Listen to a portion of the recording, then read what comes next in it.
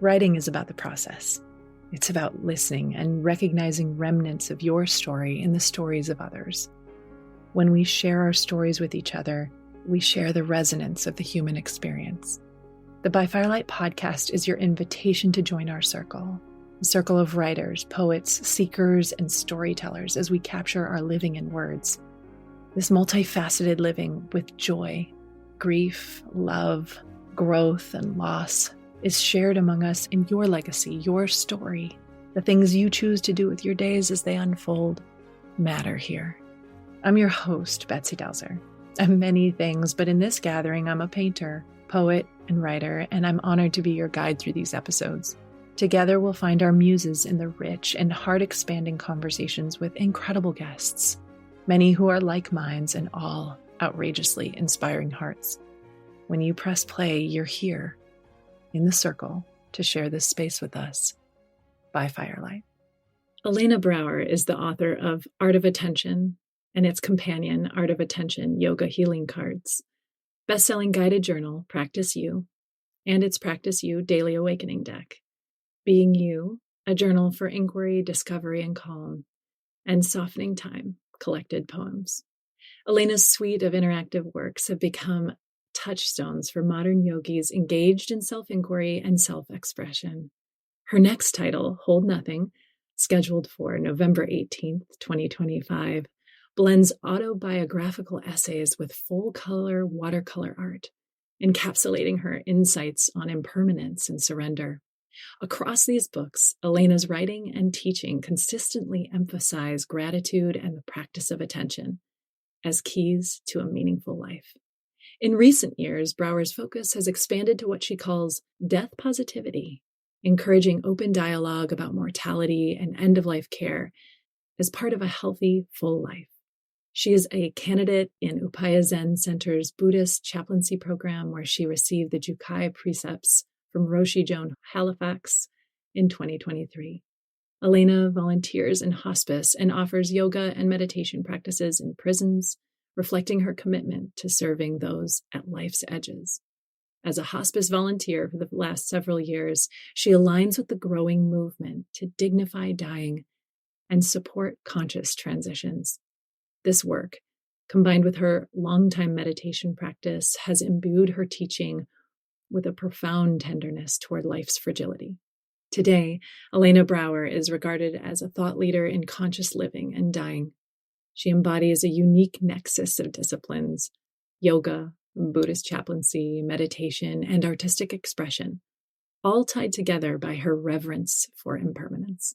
Her life's work encourages others to pursue longevity practices like meditation, strengthening, flexibility, and proper nourishment, not as a defiance of death, but as an embrace of living life's full arc vibrantly, with grace, at every stage. Well, Elena Brower, I'm so incredibly honored that you're here and that we get to share this hour together. Thank you. Thank you, Betsy, for having me. The warm welcome that you've just given me off recording is enough to feed me for many days. Oh. Well, I love to start with a question that actually I just dove into in your recent book that we're going to be talking about, but I like to look at different times of our lives and think about a younger self or older self and what she might say to us in a form of introduction. And so I know we're going to get into this a little bit because I'd love to talk about that younger self that you mentioned in the book. But what would she say right now, younger or older? What are you going to choose to kick us off? I think younger. Right before we started recording, for the sake of the listener, we were talking about how our kids are now older and you're almost through with raising your kids, and my kid has left the nest and is in college, well established. And I think I would tell myself when my son was probably 13 or 14, and I was worried about how things were going to turn out, and I was feeling sad about how some of our interactions went, both from my own part and on his part, disappointed, frustrated, exasperated even at times. And I would say to that younger self, stay the course, because the trust that you are offering him and yourself will pay off. He will come around. It will take a few years, but you will have in this person one of your closest allies and accomplices for life. So stay the course is what I would say. I love that so much. There's the moment when we're raising, and exactly what you're talking about, the young teens in my daughter's life, that was right around COVID, right? Is when that hit her, was in her like 13, 14-year-old self. And I think the trust that she needed to do what she needed to do to untether, and that she would come back in an even more brilliant version, right? Yeah. Because there is a piece of like letting go of their younger self. Yes. Right? When we like see them emerging from childhood, isn't that just like a holy heartbreak? Yeah, it's one of those, you don't expect to be heartbroken by it. And then suddenly it's like, oh, yes. And you kind of have to work. I had to do a lot of somatic practice and embodiment practices to get through that, to feel my way through that and not rush it either, Yeah. Yeah. Do you remember like when the days of going to parks was over? Parks, like park and play. I had this, it was like, it hit me like a bus. Like I had this moment where I was a park hopper, like I would go to parks, I would watch my kids play, I would work out on the equipment, I would hang out with them, I would hang upside down from the spider webby things. And then all of a sudden I remember driving by a park, and it was like, all of a sudden it was my own ghost town. And I was like, oh, wow. How old were the kids at that time, I wonder? See, I think my son really like the last year is like between 9 and 10. I would say that's about right. Yeah. Yeah, in New York too, it was around then. And I remember when the first time that I let him walk a few blocks in New York by himself, I think he was 12. And he had already gotten quite a bit taller, so I didn't feel so protective. Yeah. I remember that. Yeah, the last time I think I went to a park with him, it would have been in Central Park in New York. Yeah, and it's like, okay, we're told here. We're told for this. Yes. We're walking toward it, and it was just like, no. I guess it was 8 or 9. Yeah. Well, yeah. Yeah. I have so many vignettes like that. So one of the things I just referred to, and that I'd love to just ask you a little bit about. So I'm in my 25th year in education. I have been coaching teachers for about 10 years, but prior to that, I was an art teacher for 15 years to little kids. Did you know that I studied that? After I left, I was in fashion for some time. I even lived in Italy for a couple of years to do that work. And it was textiles, but also apparel in the end. And I came home because I was so over the whole like seasonal sort of treading of this thing that it was so predictable. And it was no longer interesting or inspiring to me. And I wanted to like serve people, families, children, didn't know who, but the word was serve. And I went to the new school to study art education and taught littles for the first 6 months and then bigger kids for the last half of the year. And it was divine. It was some of the finest hours I've ever spent in my life. I enjoyed myself so. I still have my binders of all the projects that I initiated and learned about. And, when my kid was growing up, there was never, oh, that's really good, Jonah. It was always, wow, that's so interesting to see the choice that you made to put that line there and the circle underneath of it. Would you mind explaining? Tell me about it. Yeah. No good, bad. It was really exceptional for me. I'm glad that I had that education. Wow. Yeah. So when I opened up your book and saw that the very first vignette, the little snapshot is your 7-year-old self with art supplies. Do you mind just revisiting that moment or telling me a little bit about it? Or why did you choose it for that first story? It was a very seminal part of my life. My sister had been born a year and a half after and she was not well. She's fine now. She's great. She and I are good, close and supportive of one another. But boy, wow, my whole life changed. And I remember just a lot of loneliness, feeling a lot of loneliness as a kid. Mm. And the joy that I derived from the moment that my mom gave me for, I think it was for Hanukkah, we would celebrate everything because we loved the Christmas tree, but I was raised Jewish, and she brought this beautiful caddy, and a caddy was like, it was like this tall, let's say, like as tall as my waist. And it had all these sections for art supplies. And I was like, whoa, what is this? And then she got me a drafting table and even a travel art supply caddy. My life was made. I found a lot of refuge in books up until that point, in reading, because I could disappear. And it was very unclear to me what was happening in the house. My parents never really disclosed to me what was going on with my sister, and it's her story to tell, so I don't actually tell it. But not knowing and not being able to help, I always felt kind of left out and afraid. Left out isn't really a feeling, but let's say awkward and afraid and fearful and lonely. The art supplies just did me in. They just gave me a place to be and a place to go. And I would just play music, make art, and read in those hours, sort of after school and during the times when my sister was really struggling. They had to go to the hospital. I would have to go to the neighbors. Like, it was real. Yeah. Real. So the art was very important to me. Yeah. Did you do a lot of imaginative play? Do you remember a lot of imagining? I know it was never for me. And in fact, when I got older and I met up with a teacher who was very against imagination, it struck me because I realized then, like, oh, I've never actually been this person playing pretend and so forth. I would do it with my kid, but I never did it as a kid. And what I've learned is that, imagination kind of takes us out of the present moment and away from ourselves.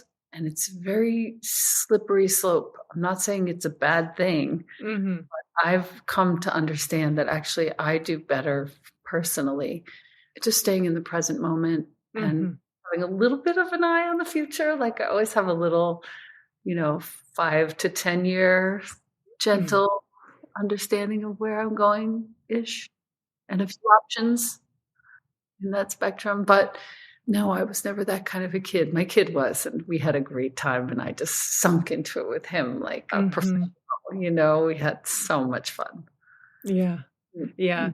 I ask because I think sometimes when we're really lonely, I've noticed a trend among us of like kind of finding a little escape or another place to be, right? And so sometimes it's the art we create, it's the things that we find in words. But I wonder too, I was thinking about this recently. I attribute some of my loneliness in childhood to moving, because I moved a bit. I had some like big moves. And my parents were, rather brave. They were like born and bred in the Midwest. And then my dad had these opportunities in the 80s to travel. And so we lived for a spell in Singapore and then in London. And I when I do any of that, like inner child work or like just traveling back, and I'm thinking, I do see myself like in those brave moments of beginning again. Yeah. Begin like taking a step into the door of the unknown, making friends. And it's amazing to me that life in itself has offered me and afforded me opportunities to just keep providing like a company to the people who are beginning again, Yeah. There's something about, moving and having to recreate yourself over and over again. I've done it countless times as an adult. That really does create a certain level of resilience in a gal, in a human, let's say. Yeah, there's something about it. And it's not ideal for sure. I'm also seeing, with our kids who are now older, grown, none of their hardships are ideal, but all of them are making them stronger. Just as the hardships did for us. So, Yeah. when he brings things to me, instead of saying, "Oh, so sorry," or "Oh, it's going to be okay," or "Oh, don't worry about it," it's like, yeah, this is one of those things, brother, that Mhm. just going to make you stronger. Yeah. That we know with a little bit more of the lived experience under our belts, right? Exactly. So let's follow the brushstroke, if you will, a little bit around early you studied textiles, fiber arts, that sort of thing. Was artist really kind of like your initial identity? Honestly, I thought I was going to be in some kind of fashion, actually. Mm, okay. I went to Cornell. I was in the state school of Cornell called the Human Ecology School, and it was awesome. And I learned all about fiber sciences, textile design, apparel design, made a whole line of clothing for my senior show. I had the best time staying up all night for that. And what can I say? I thought that was going to be my life. And my first job out of school, I was hired, I was recruited on site at Cornell Mm, for a domestic textile manufacturer. And I was doing woven textile design, and I loved it. And that mhm, was about 4 years of my life. By the end, I got a job offer to work for a very wonderful company doing fashion design, mhm, and small independent designer in New York. And suddenly I was running like this little design house for a woman by the name of Sylvia. She was incredible, still is, mm, made the most beautiful double-faced silk pieces. And I sort of put myself in charge of everything. And she was cool with that. And I took photographs, did photo shoots, did the PR, did sales. Like I just learned the whole business. And oh, it was just such a joy.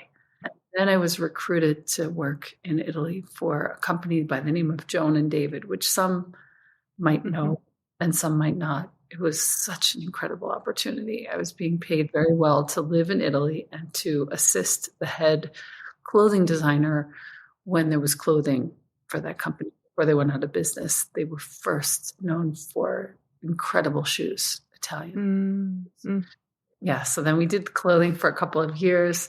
That ended, and that's kind of when I started freelancing as a woven textile designer for a couple of different companies, and then feeling my way into like, what else is here?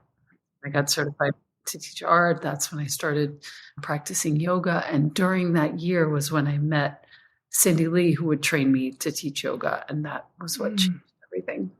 Yeah. Yeah. So the practice itself, did it come to you in Italy or just shortly after? Practice of yoga. Yoga. Yeah. Oh, actually, I took my first class while I was at Cornell. It was one of my phys ed credits. Amazing. Totally. Oh, wow. Wow. Yeah.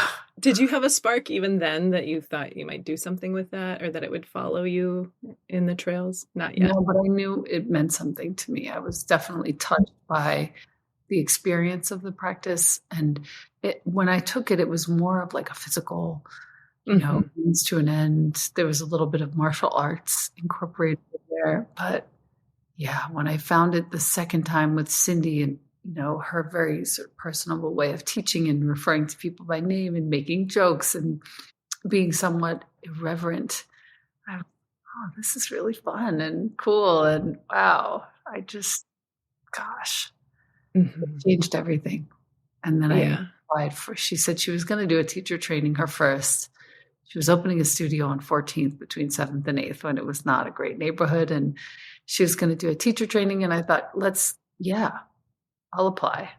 She made Yeah. the application. And then when I made the application, which I have maintained, I sewed and painted and all the art started coming out. And it was like every answer was on a separate little, let's say 5x7, 4x6 piece of art on a watercolor paper that I'd sewn. And Mm. I had, during all this time, I had been taking photos and developing them myself on matte paper and then watercoloring the certain elements of the photos and then sewing those photos onto cards. And I used to sell them at Takashimaya and Felissimo, the two Japanese department stores in New York at the time during the late 90s and early 2000s. And that was the first inkling that art was going to be making a very serious appearance in my life. And now it's very real. I get to be in a couple Mm. of shows a year.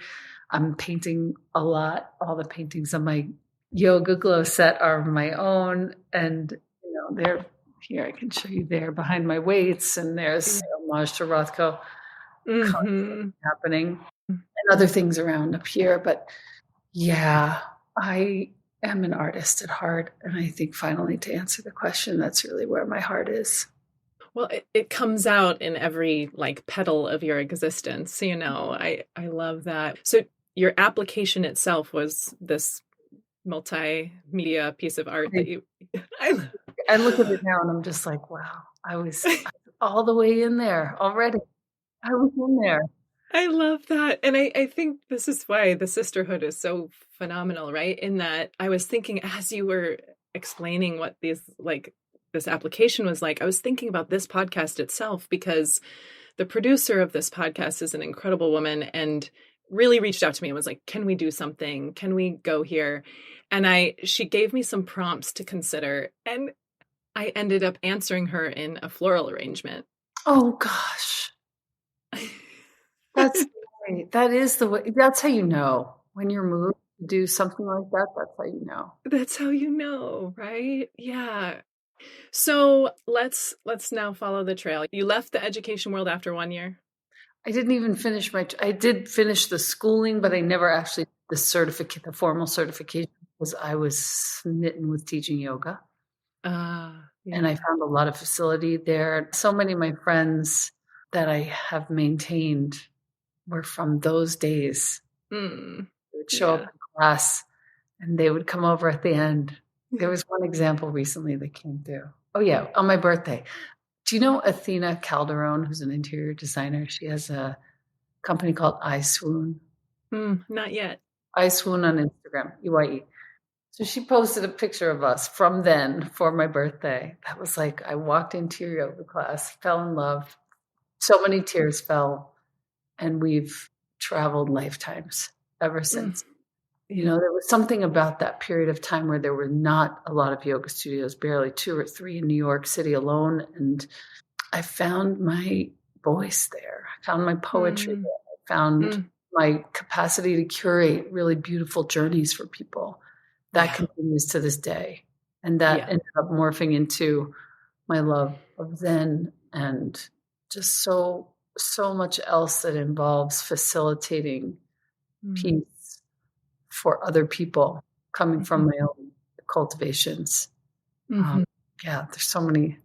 I'm realizing as I'm speaking, there are just so many things I love to do. And these are 2 of them, art and practice. Yeah. I think, so you've been teaching yoga for 25 years, something like that? About? Yeah. 27 years. Yeah. Yeah. So I'm sure you have experienced multiple lifetimes in that 2.5 decades, right? In terms of like your evolution as a healer, as a teacher, as a poet. A curiosity that I have, as I also teach yoga. I've been teaching since about 20. Hold on. What kind of yoga? I am your straight up vinyasa girly. Yep. I'm a slow flow. I like to do like a slow like honey is kind of how I think about moving. Right. And I teach right now in a studio. I've been teaching there for a long time, but that's kind of in the bellows of this building. So there's like a real womb-like quality to the room itself. But one thing I was thinking about is, I have another 9 to 5. Obviously, we've got all these hats that we wear. I am curious about what you do to remain capable of drawing from the well, if you will, because I think that there is a sense in which I feel like right now, given my life, I'm at like a 1 class per week capacity. But I imagine over 2.5 decades, you've had weeks where you're like, whoa, that was a lot. And then you're right, seasons of a lot, and then seasons where you pare back. But what do you do to like maintain the well? Well, on Saturday, I leave for a week of silence at Upai Zen Center, going to what is called Sesshin, Seshin. No eye contact. Like we don't even look at each other. It's just eyes cast down the whole week. Only sort of necessary speech, necessary contact. It's a huge relief for me. Mm-hmm. A lot of my life is spent kind of, connecting. And every time I go there, all these things, all these choices and these habit energies come into question. Do I need to be doing this much? Do I need to be proving this much? Mm-hmm. And as I continue to go there several times a year and question these things, the way that I'm showing up in the world gets refined. There's a softening that's happening, that's been happening for a number of years. There's kind of a release of the need to be seen, heard, felt, affirmed, acknowledged, recognized. Mm-hmm. I'm still writing. I'm still creating. I'm still teaching. This is part of what I do, except now there's less of the sort of grasping energy of being seen as great, perfect, got it, and like I've had to, even in the last few days, I've had to tell some of the commitments that I've made that I'm unable to uphold the pace and structure that I have previously crafted for myself. With my apologies and pardons, I've got to make a change. And I'm doing that in favor of calm nervous system. I have an aura ring that one of my doctor friends made me get, and I'm having the best time seeing, there's a spike in daytime stress. I'm going to lie down now. Oh, my readiness is not quite as high as I would like it to be. My HRV is not quite as wonderful as I would like it to be, robust. And I can use the instant feedback to adjust. And I can see the structures that I put in place for myself based on these needs for, recognition. And I can see where all of it stems from my childhood and my sister being born, and nobody is to blame whatsoever. I can see it's all just coping. But everything is being called into question and adjusted. And that's cool. And that goes along with this book. Yeah. Hold nothing. Hold nothing. Let's mine. Nothing. Yes. Yeah. Okay. Let's go there, shall we? I have a very dog-eared poetry book of yours. Yeah. And I have your Practice You journal. And now we sit with sort of bated breath for the release of this new book into the world. Sweet. Thank you. Oh, it is stunning. I feel so honored to have a glimpse at it and I sent you a message that I was taking a swim in the words, and that's how it felt. It really feels like something you can just sort of bathe in the beauty of it, right? It's really genuine and beautiful. Where do we want to go with Hold Nothing? I'm gonna keep it pretty spacious. Like, what would you like to tell our listener about this book? Well, first of all, I'm having the best time. It took 3 years to write. And so now I'm sort of bookmarking and putting in my notes for all the ways in which I want to be like teaching from it and talking about it. There's lots here. Yes, there is. Everything, a dear friend of mine who's a clergyman said that this book is a series of permission slips to be tender with ourselves. Each one of the stories that I'm telling, it wasn't done until I cried. Until it made me cry. The poetry is the same. If it doesn't make me cry, it's not finished. And these stories are meant to, one, sort of introduce the personal insofar as it is completely universal. Like, you will recognize yourself in these stories as a reader, as you know already, but you, the listener to this conversation. And then at the end of each one, there's a blank page that isn't blank. You haven't seen this yet. But each one of these blank pages that sort of faces or follows prompts is a watercolor painting that I've done. It's really spacious and ephemeral and beautiful. It's hard to see in this light, but you can... You're invited to write on it, even though some people are just going to be like, I'm definitely not writing on that. I felt that way even with Practice You. I was like, I can't.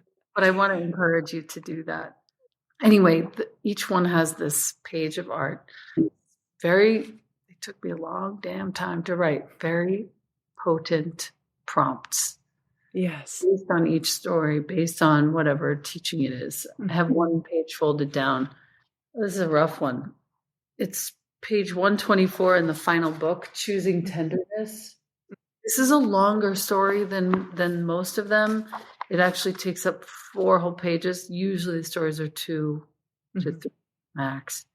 And it's the story of my grandmother. I'm not going to tell you about it necessarily, but the concept of grandmother's heart plays in here because that is a concept that I learned from my studies of Zen, in particular from Roshi Joan Halifax, who's the abbot of Upaya Zen Center. Sort of fierce heart of tenderness, of listening. Think about, even if you didn't have the ideal relationship with your grandmother, dear listener, think about what that might have looked like. If you did have a wonderful closeness with a grandmother of yours, think about what it did look like. And that she was just there. I'm already smelling what it's going to be like to be a grandma. I know you can feel this, Betsy. Yes. If that kid makes a baby, what a mind-blowing concept to hold that person. Are you kidding me right now? So now I can really smell what my grandmother felt for me. Yeah. God, but grandmother's heart has that for everything. See, everyone. Such a huge view. It's literally the Bodhisattva's perspective. Bodhicitta. Everyone merits this heart. And at the end of this chapter, it says, grandmother's heart is a willingness to be intimate with reality, to let circumstances render us more tender, caring, and present. In time and with practice, grandmother's heart becomes the softest place to land within ourselves. And the prompts, I'll just read 2 of them. When have you felt the energy of grandmother's heart alive in you? And have you ever made a choice in which you've denied your tender grandmother's heart? I definitely have. Using my body in billions of different ways. Yikes. I'm going to read them all 4, actually. We're on page 128. Can you offer your grandmother's heart to any mistakes you've made in the past?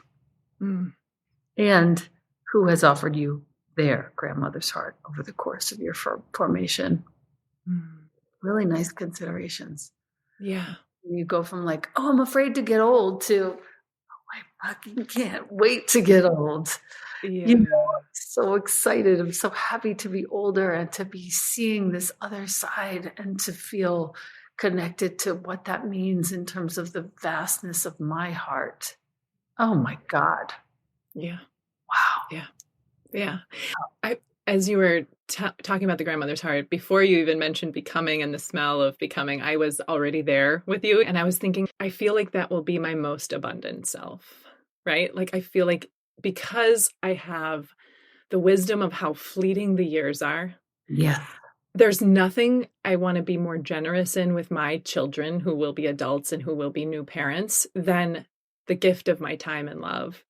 Because, right, like just to hold them like a body of water, like the earth holding a body of water all the way through those early years where, time becomes absolutely like molasses, right? And then it goes, and then it goes, and then it goes. Yeah.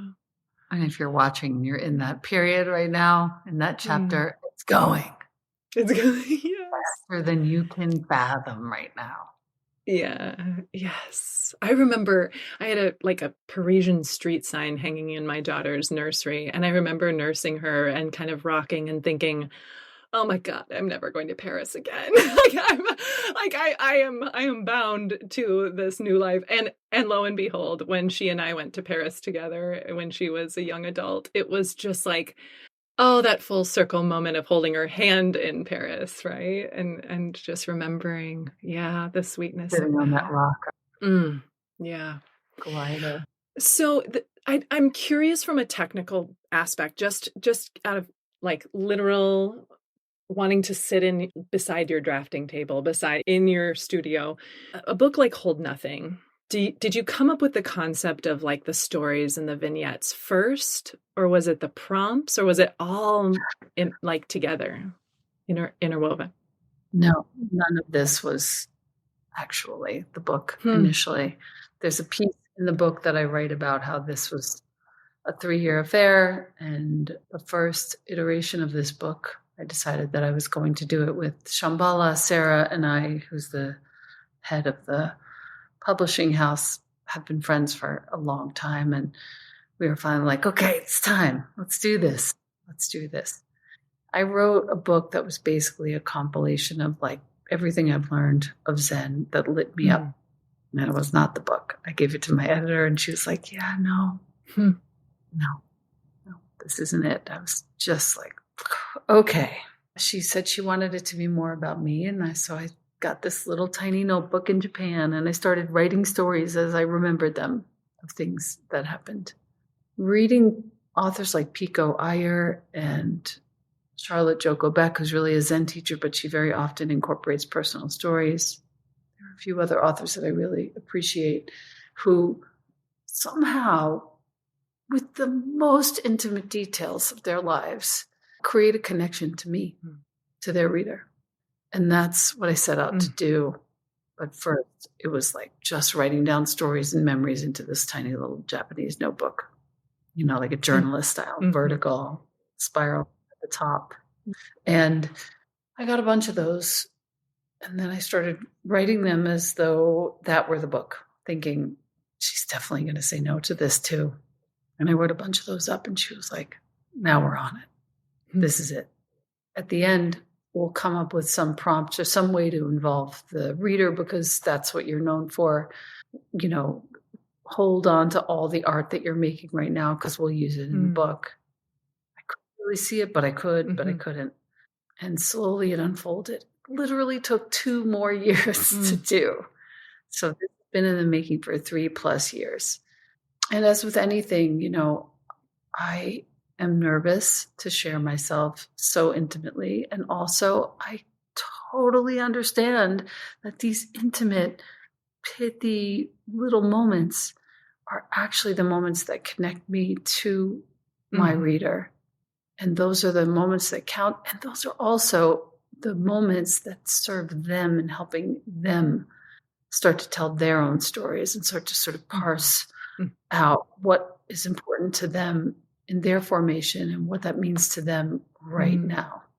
And it's been a beautiful process, and it's still in process. I finished writing it almost 2 years ago, and I'm putting the art together and the prompts together and reading back on the stories now. Like, I'm just as excited as you are. All these pages are folded. I've got things, notes to myself put in here, and this is going to be my sort of teaching copy.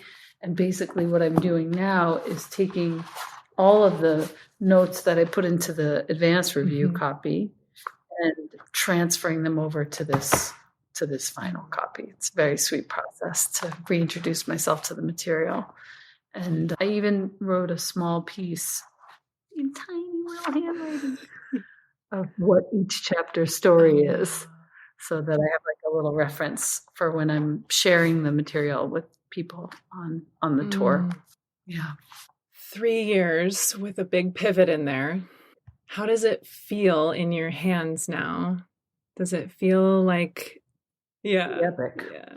Yeah. It's what's really weird. Sarah, the publisher and editor, came up with the size. But what's really weird is that for many years I've been using these French notebooks that I found at a store here in New Mexico. And it's like almost the same feeling, almost a little thicker. And of course, like, she put gold on there and I nearly died. So beautiful. Have gold on. Wow. What on earth is this blessing? Yeah, it feels really good to answer your question. It's the 2 words that you kind of offer in the beginning are practice and respect. Obviously, the prompts offer an opportunity to practice the reflection, the art, which we may or may not be able to write on top of, offers an opportunity to get our ink with your palette. What else, as you're reading and marking the pages, what else sort of ushers us into practice through this portal, if you will? It's interesting. I can't think of another word to enter Practice and respect are the two words. Through practice, I have come to know myself. I have come to see all of the ways, or many of the ways, in which I just crash and burn constantly, sort of fumbling my way around almost everything. And then through respect, I can somewhat, ameliorate my errors and faults. Yeah.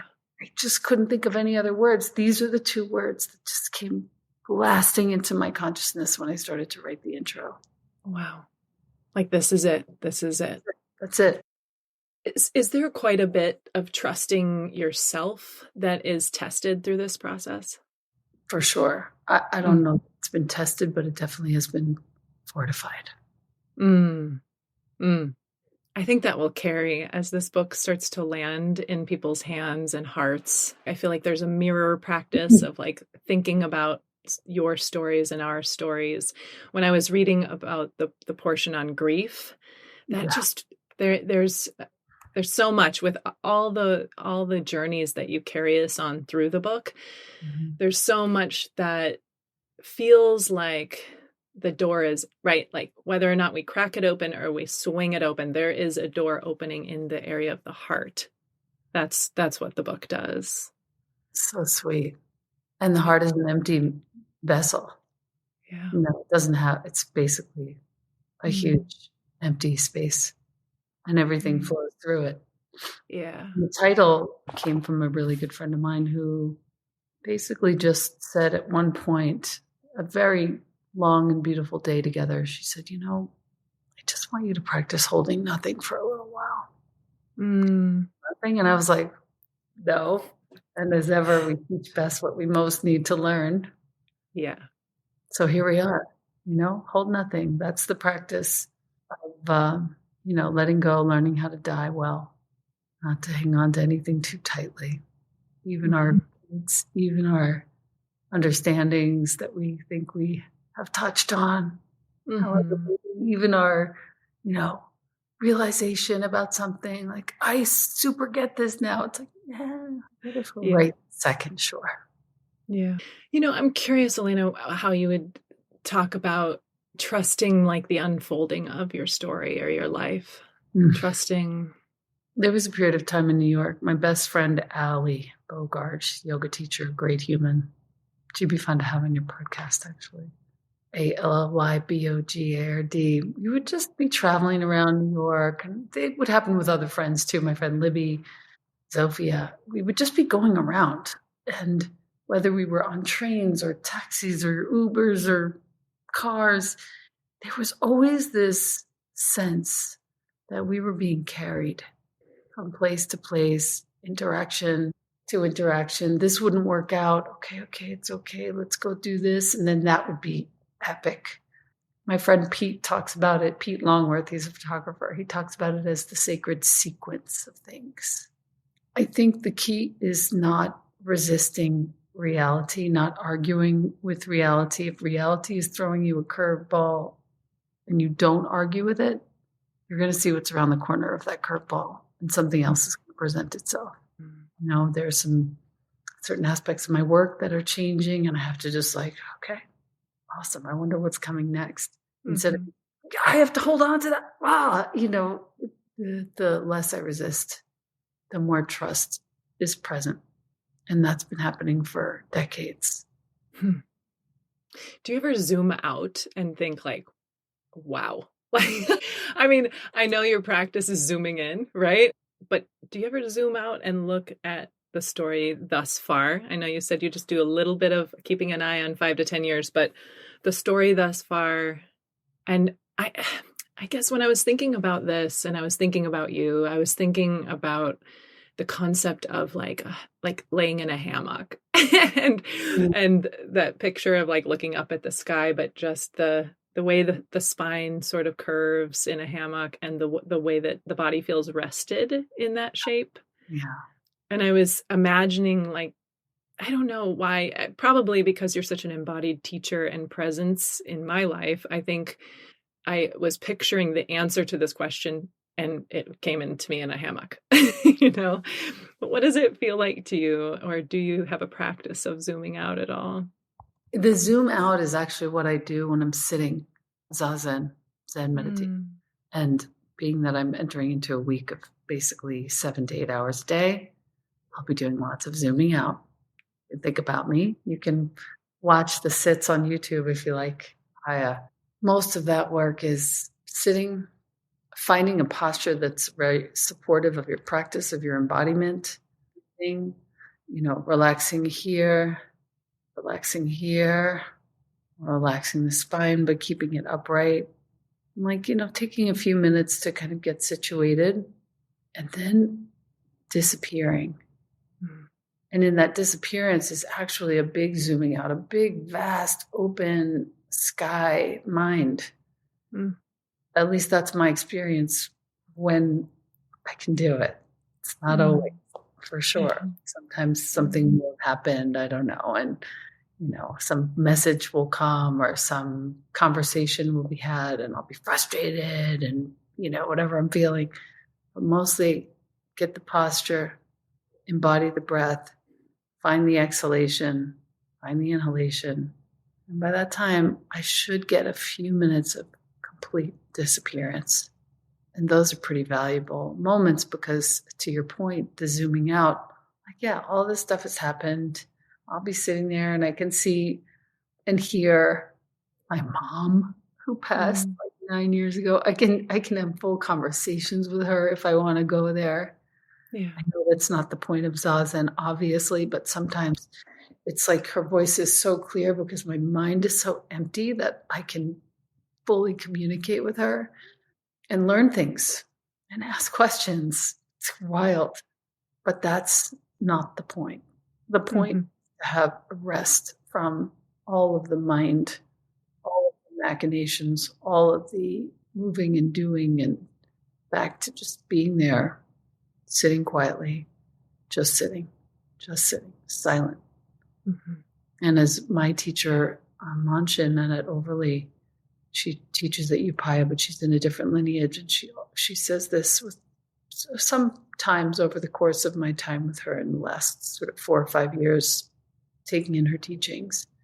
The idea of illuminating and shedding helps me when I'm sitting zazen. To your vast comment, like if I can pull out and see everything I can see, okay, that's that tendency. Illuminate, shed. That's that tendency. Illuminate and shed. And that's helpful to those, again, mere concepts, not really the point of the thing. Mm-hmm. But it does help when you or I, our listener, we've been raised up in this society that predicates itself on achievement in a very serious way. Unravel all of those yarns, get back to just being here is a wow. Yeah. Oh, the whole thing is a swim, Elena. The whole thing, it's a beautiful swim. I would love to hear, is there any page that you have marked that you would mind reading? Is there anything you would like to read? Since we were talking about my son and we were talking about grandmother's heart, I flagged these blue ones because these are the ones that have mention of him that I want to read to him the next time he comes home. That's his color in my calendar. So that's the kind of dork you're dealing with here.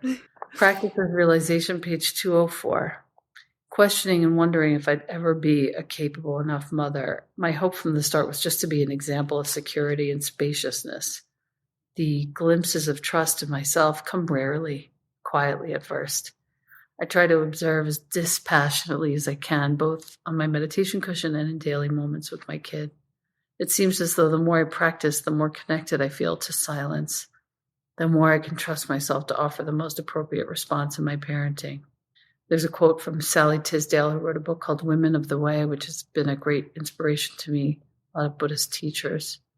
Real awakening is just like anything else, a whisper, a slight tilt of a hand, a wink of the eye. It is almost silent and doesn't need attention. So that leads us into my story. He sits with me at our dining room table for a few minutes this afternoon. Spring sky, cloudless. wind howling. 17 years in, my son's just begun speaking about a moment of reckoning amongst his friends, things I wish he didn't have to manage yet. Whatever the full story is, it's clearly hard for him to share. We've already been sitting here for some time. I know my work here is just to offer support. I know my work here is to offer supportive silence, to stay with softness, to just be present. Lately, I've been consciously cultivating valences of patience within my system for both of us. He's in a moral quandary, and it's apparent from his tale that choices are being made in the direction of the right thing. I say as little as I can. We sit silently for another long while. He's fidgeting with his fingers, trying to find the words, rolling the matter around internally. I can take credit for not talking, not asking too many questions.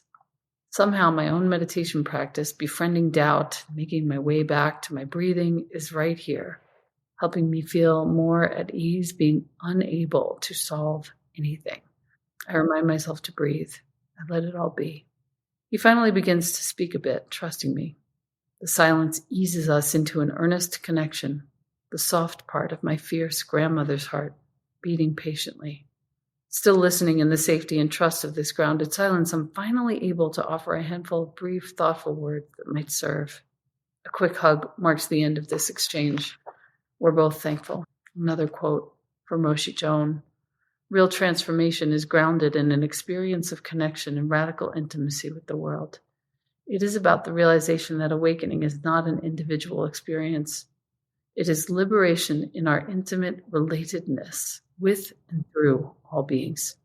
Awakening then is ultimately social.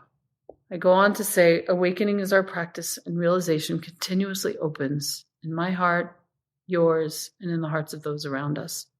The realization you have in any moment creates a ripple of consciousness emanating throughout space and time. We're not separate from anything, anyone, anywhere, even when it might seem that we are. When I sit in meditation, you benefit.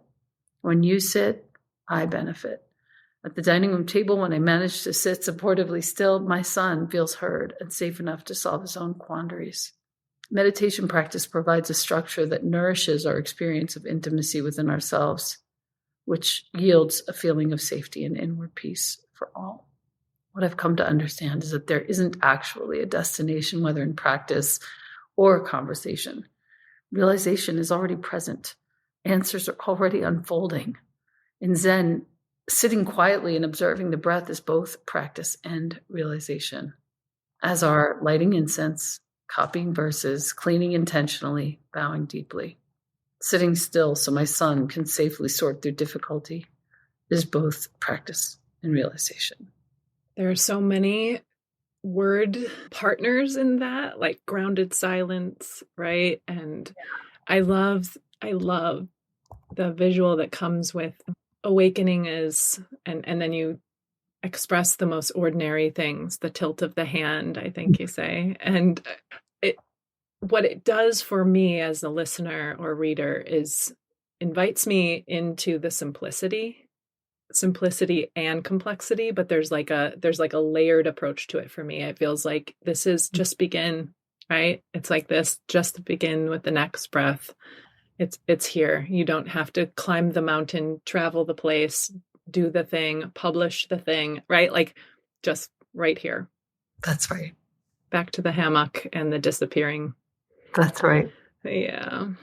You know, when I was reading the grief part, it brought up for me a memory of something, and I've been trying to read a little bit more. Is it okay if I read you a piece of mine? Please do. Please do. Okay. Where does grief metastasize in the body? Does it build on the scapula, making it hard to pull the shoulders back? Why is it so much easier to curve concave when the heart is broken? Where does grief settle into our bones, or discontentment, longing, or simply complacency? Maybe it lands on the sacrum, the keystone of my spine. Perhaps it belays up the rib cage, a suspension between burrowing deeper in and release. It could be that the hollow ache we named sadness pools in the corners of our eyes, drawing from the reservoir of lifetimes, a holy rinse and repeat. the way the clouds break and carry on. So beautiful. Where is that from? I wrote that in my poetry book. It was beckoned from your book when I was reading the grief portion. So thank you. Yeah, thank you so much. I'm so glad that you got to. Yeah. There's a big, it's almost like somebody took an accordion and went like this and opened the accordion really wide. Yeah. So beautiful. Just started to come in and I'm just starting to hear the notes. It's so, so lovely to hear you read your work. Thank you. Thank you. I know we're closing. This has been a truly blessed hour and such a gift of our intersection. We will, of course, add links and all the places people can find you to the show notes. But is there any last bit that you want to leave with our listener who's kind of holding on to the space and place we've created for them, with them? We didn't touch on something that's really important to me, which is my volunteering. And in this season of book launching, I don't get to be doing those hours as regularly as I would wish. However, it is by far on the top of the list of what feeds me in this season. And if you're, listening and you're thinking, oh, hold nothing, what does that really mean? I don't know. I don't know exactly what I want to say, but I just want to recommend or suggest or gently remind that serving people without any exchange is one of my favorite ways to pass the time. And I wish I could do it more. And eventually I definitely will as I get older. But that's the best way that I can find to kind of let go of all of these things that I'm trying to let go of in terms of habit energy and just be in the world. Yeah. Thank you. Thank you. Thank you for your service. Thank you for your art, for continuing. And really, thank you so much for this hour. Thank you. And now we're officially friends. Officially. It's happening. By Firelight is a Lit Path Studios production and is produced by Jamie Gale and Betsy Delzer. Music is by Legito Music and Pond 5. Thank you for being a part of our beautiful collection of stories.